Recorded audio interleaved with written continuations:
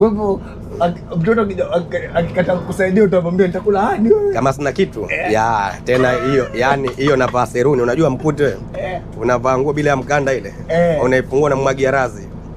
Acha. Naambia wewe umetoka hapa. Mnafanya hivyo Tanzania? Namfanyia.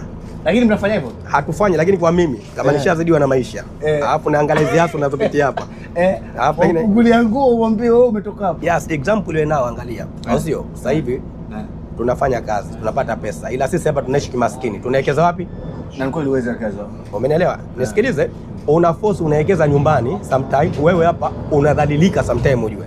Ni kweli. Unaona umepata 2000 yako, 2000 yako 300, 500.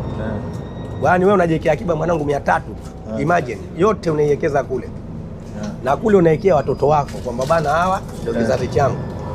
After hapo wewe tayari no mbele bana. Kituo hichi hapa kinatengenezwa, unasimama pale mbele. Hapo tunashuka. Sasa mdogo wangu. Unamwagia razi? Wewe. Namvulia nguo kweli. Umwambie wewe umetoka hapa.